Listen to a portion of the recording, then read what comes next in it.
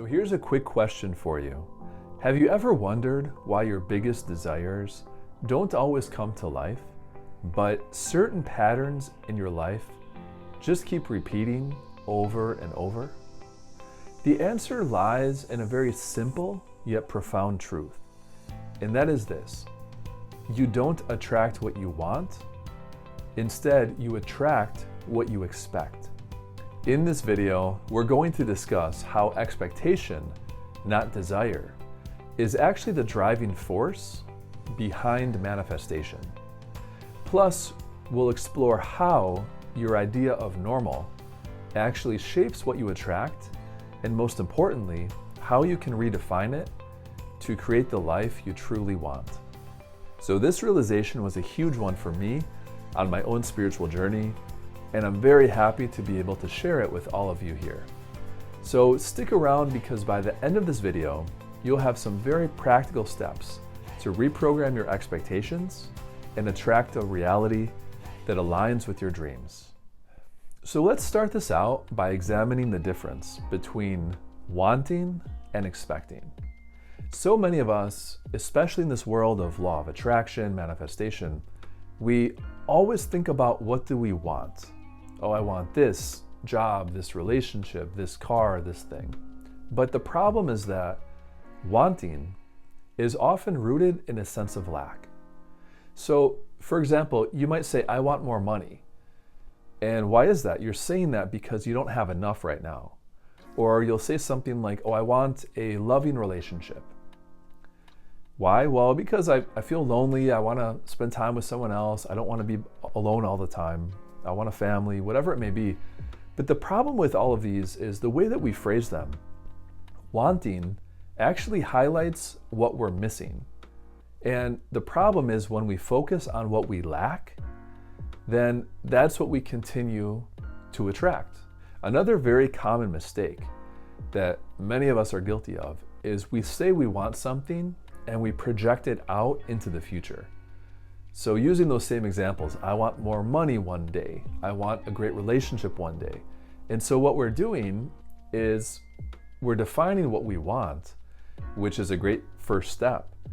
But then we're projecting it out into some uncertain, to be defined future date. And it's creating this space. And again, we're focusing on the lack, that it's not currently present, which, because we're focusing on not having it and the lack, we're getting more of that lack and getting more of that not having it. So that energy is very different than the energy of expectation. So expectation is powerful because it carries certainty. And when you expect something, you believe it's inevitable. And so instead of thinking, I want abundance, you shift to, I expect abundance because that's what I deserve. I have abundance right now. You already feel it as though it's here. So this is a really important distinction. And it's been a really key nuance that I finally understood recently in my spiritual growth, because this shift in mindset makes a huge difference. And your subconscious mind then works to align your reality with what you truly expect and have, not so much what you desire. Because again, as we said before, that desire is creating space between you and that object, and often putting it out into some future date that may never arrive. So there's one more thing that I want to add here related to this concept, and that is that your expectations are very closely tied to what you view as normal. Because again, what you view as normal, what you expect, is then what happens. So our concept of what is normal is like a thermostat for our life. And again, I've mentioned this in other videos, but there's this fantastic book. It's really like a staple in this world of self-help, manifestation, spirituality. It's called Psycho-Cybernetics. And because our concept of normal is like a thermostat for our life, that means that that's the default. And if things get better, we bring them back to the default. If things get worse, we bring them back to the default. So wherever we see ourselves as existing on that normal plane, what we expect, what's the usual day to day, that's like the balance point that we constantly come back to. And that is the default that sets our mind and our actions to return to, whether we're aware of it or not. So, for example, with relationships, if you've grown up believing that, true love is really hard to find, or it's really hard to find great friends, then that belief becomes your baseline. Like, that's your normal existence. And you will very likely find yourself unconsciously choosing partners or situations that confirm those beliefs. Or let's take a look at money. And this is an area where I struggled a lot. If financial struggle feels normal to you, like if you grew up in a family where you didn't have a lot of money, that has been ingrained into your subconscious as that is like the starting point. That's normal. That's to be expected. For example, if you were to win the lottery, and this happens all the time, people, they win the lottery and then they don't know what to do with the money, they squander it, they lose it. Your mind finds a way to bring you back to that set point, that normal point. So it's really interesting how what feels normal to you is really the same as what you expect. And what you expect is then what you attract. So knowing all of this, the question is, how do we now change what we expect and redefine our sense of normal? So here are 4 key steps to get started. So first, step 1, you have to identify what is currently normal for you. So take a moment to reflect on what you believe is normal for you in areas like love, relationships, money, success, work. Ask yourself, what do I expect to happen in all these areas of my life?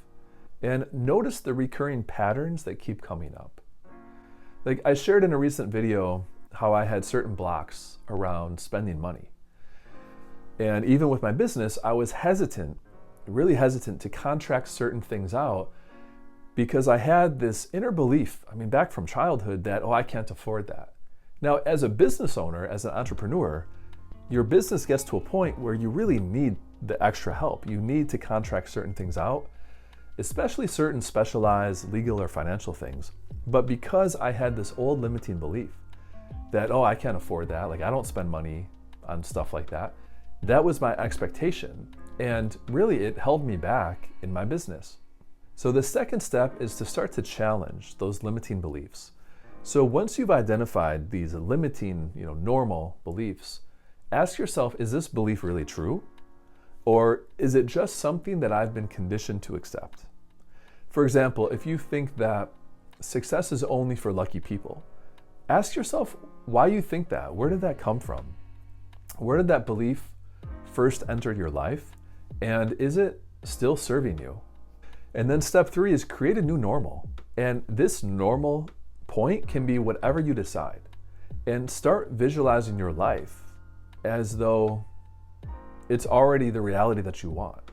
Picture yourself in situations where the amount of abundance, love, great relationships, success, whatever you want, where that feels completely natural. Like you wake up and of course that's there. Like that's just part of your life. That's normal, that's to be expected.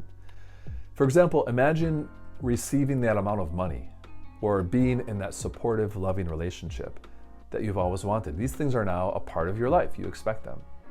And the 4th step is to take aligned action.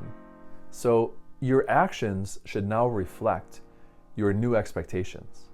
So if you're expecting abundance, act like someone who already has and experiences abundance every day. And what you'll find is that when you act from that new mindset, you'll take the action of someone in that mindset. So if you view yourself as someone who's naturally abundant, has lots of options, has lots of resources, you're going to show up to your life differently. And these small, consistent steps and actions will help to rewire your subconscious and solidify that new normal. And one thing to keep in mind as you're going through this is that know that as you level up in these ways, you will almost certainly receive some kind of resistance from the universe. Because it's normal when we're trying to make these kinds of big changes in our life, when we're trying to change our mindset, when we're trying to, in this case, change our expectations, change our new normal, view it as like leveling up in a sense. And because you're changing that set point and that frequency, the old frequency sort of wants you to stick around and is going to try to keep you there. So you're going to be tempted to fall back to that and revert back to that old version of yourself, but don't give in, don't accept that old version, and keep working toward the new empowered version of yourself with that new normal that you want. So that's the big takeaway, that you don't attract necessarily what you want. You attract what you expect and what feels normal to you. So by redefining your normal and aligning your expectations with your true desires, you can create a life that not just feels really good, but feels completely natural and expected to you. So what do you believe is normal for you? Do those beliefs still serve you? Or is it maybe time to redefine them with new, updated, more empowered versions? And how have you noticed that your expectations in life, what you view as normal, has shaped your reality? I'd love to hear your thoughts in the comments below. And if this video resonated with you, please don't forget to like and subscribe for more similar content in the future. Thanks for watching, and I'll see you in the next video.